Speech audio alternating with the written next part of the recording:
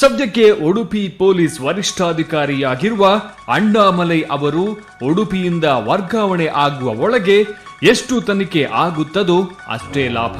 ಯಾವ ರಾಜಕಾರಣಿಗಳಿಗೂ ಬಗ್ಗದ, ನ್ಯಾಯ ಇದ್ದರೆ ಯಾರ ಪರವಾಗಿಯೂ ನಿಲ್ಲುವ, ಅಪರಾಧಿಗಳ ಎದೆಯಲ್ಲಿ ನಡುಕ ಉಂಟು ಮಾಡಬಲ್ಲ ಸಾಮರ್ಥ್ಯ ಇರುವುದು ಕೇವಲ ಅಣ್ಣಾಮಲೈ ಅವರಿಗೆ ಮಾತ್ರ. ಅವರು ಪೊಲೀಸ್ ವರಿಷ್ಠಾಧಿಕಾರಿಯಾಗಿ ಇರುವ ಕಾರಣಕ್ಕೇನೆ ಅಕ್ಷತ ಕೊಲೆ ಪ್ರಕರಣದಲ್ಲಿ ಆರೋಪಿ ಸಿಕ್ಕಿಬಿದ್ದ ಎಂದು ಹೇಳುವವರಿದ್ದಾರೆ. ಆದ್ದರಿಂದ ಭರವಸೆ ಇರುವುದು ಅಣ್ಣಾಮಲೈ ಅವರ ಮೇಲೆ ಮಾತ್ರ. ಆದರೂ ಎಲ್ಲವನ್ನ ಪೊಲೀಸರೇ ಮಾಡಲಾಗುವುದಿಲ್ಲ. ಹೆಚ್ಚೆಂದರೆ ಇಂತಹ ಪ್ರದೇಶಗಳಲ್ಲಿ ಹೆಣ್ಣು ಮಕ್ಕಳು ಶಾಲೆಗೆ, ಕಾಲೇಜಿಗೆ ಹೋಗುವ ಸಂದರ್ಭದಲ್ಲಿ ಪೊಲೀಸರು ಬೀಟ್ ಹಾಕಿಸಬಹುದು. ಆದರೆ ಇಲ್ಲಿನ ಸ್ಥಳೀಯ ಶಾಸಕರ ಜವಾಬ್ದಾರಿ ಕೂಡ ದೊಡ್ಡದಿದೆ. ಅದನ್ನೇ ಎಬಿವಿಪಿ ಕಾರ್ಯಕರ್ತರು ಕೇಳುತ್ತಿದ್ದಾರೆ.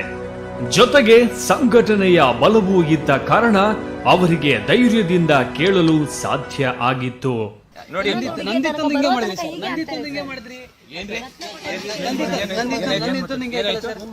ಏನ್ ಗೊತ್ತಿದೆ ನಿಮಗೆ? ನಂದಿತದು ಸಹ ಏನ್ ಗೊತ್ತಿದೆಯಪ್ಪ ನಿಮಗೆ? ನಮಗೆ ಯಾವ್ದು ಬೇಡ ಸರ್, ನಾವು ಪ್ಯೂರ್ಲಿ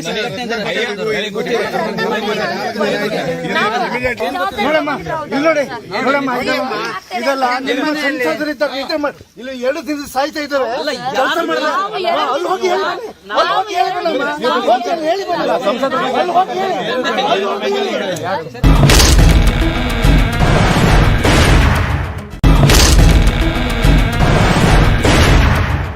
ಯಾಕೆಂದರೆ ಕಳೆದ ಬಾರಿ ರತ್ನ ಕೊಠಾರಿ ಪ್ರಕರಣವಾದಾಗ ಇದ್ದದ್ದು ಇದೇ ಕಾಂಗ್ರೆಸ್ ಸರ್ಕಾರ. ಆಗಲೂ ಜನಪ್ರತಿನಿಧಿಗಳು ಕೊಟ್ಟದ್ದು ಅದೇ ಭರವಸೆ. ಈ ಭಾಗದಿಂದ ಮಕ್ಕಳಿಗೆ ಶಾಲೆ, ಕಾಲೇಜಿಗೆ ಹೋಗಲು ಬಸ್ನ ವ್ಯವಸ್ಥೆ ಮಾಡುತ್ತೇವೆ, ರಸ್ತೆಗಳನ್ನ ಅಭಿವೃದ್ಧಿ ಮಾಡುತ್ತೇವೆ.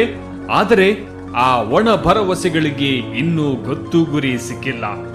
ಅದರೊಂದಿಗೆ ಶಾಸಕರು ಮಾಡಬಹುದಾದ ಪ್ರಮುಖ ಕೆಲಸಗಳೆಂದರೆ ಪೊಲೀಸರನ್ನ ಆಗಾಗ ಗಸ್ತು ತಿರುಗಲು ಇಲ್ಲಿ ಸೂಚಿಸಬಹುದು.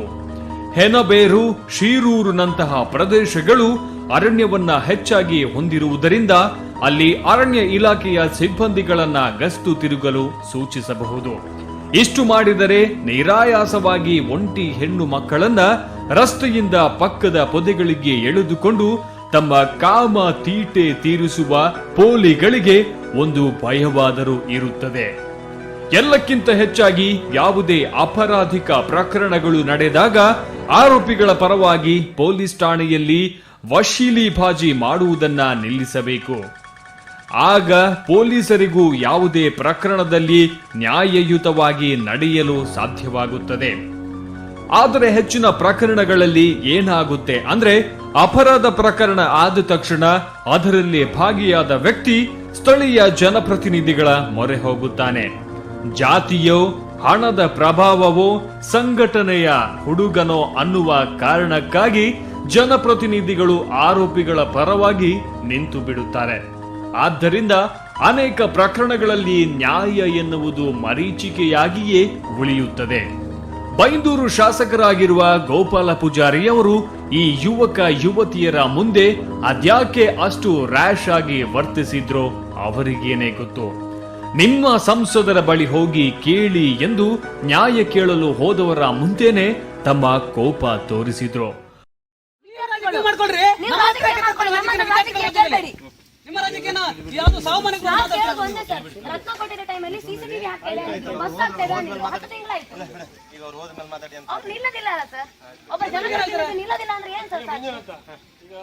ಅಷ್ಟಕ್ಕೂ ಬೈಂದೂರು ಶಿವಮೊಗ್ಗ ಲೋಕಸಭಾ ಕ್ಷೇತ್ರಕ್ಕೆ ಬರುತ್ತದೆ.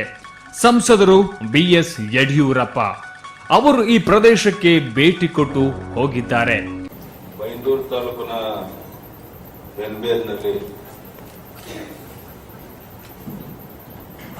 ಅಕ್ಷತಾ ಅನ್ನುವಂತ ಪ್ರತಿಭಾವಂತ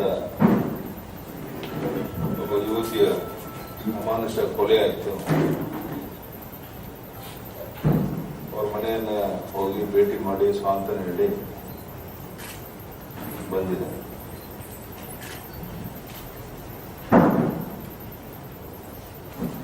ಪಕ್ಷದ ಅಕ್ಷತಾ ಕೊಲೆಯಾದ ಹುಡುಗಿ ಮನೆಯಲ್ಲಿ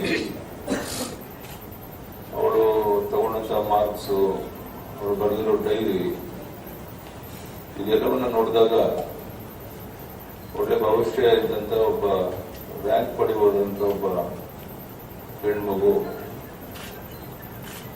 ಈಗ ಮನುಷ್ಯ ಒಂದು ಕೃತ್ಯಕ್ಕೆ ಬಲಿಯಾಗಿದೆ.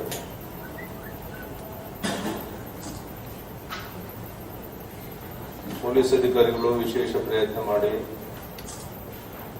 ಇಬ್ಬರು ಅಪರಾಧಿಗಳನ್ನ ಬಂಧಿಸಿದ್ದಾರೆ. ಆ ಭಾಗದ ಜನರ ಅಪೇಕ್ಷೆ ಇನ್ನೂ ಉಳಿದ ಕೆಲವರು ಇದ್ದಾರೆ, ಅವರನ್ನು ಬಂಧಿಸಬೇಕು ಅಂತ ಒತ್ತಾಯ ಮಾಡ್ತಾ ಇದ್ದಾರೆ. ಅದನ್ನ SP ಅವರ ಹತ್ರ ಈ ಪ್ರಕರಣದಲ್ಲೇನೋ ಆರೋಪಿಯ ಬಂಧನೆ ಕೂಡ ಆಗಿದೆ. ಅನೇಕ ಮಹಿಳಾ ಸಂಘಟನೆಗಳು SP ಅಣ್ಣಾಮಲೈ ಅವರನ್ನ ಅಭಿನಂದಿಸಿಯೂ ಆಗಿದೆ. ಅಣ್ಣಾಮಲೈ ಅವರಿಗೆ ಜೈಕಾರಗಳು ಕೂಡ ಮೊಳಗಿವೆ. ಇಂತಹ ಅಧಿಕಾರಿಗಳ ಸಂಖ್ಯೆ ಇನ್ನಷ್ಟು ಹೆಚ್ಚಾಗಲಿ ಎನ್ನುವುದೇ ನಮ್ಮ ಹಾರೈಕೆ.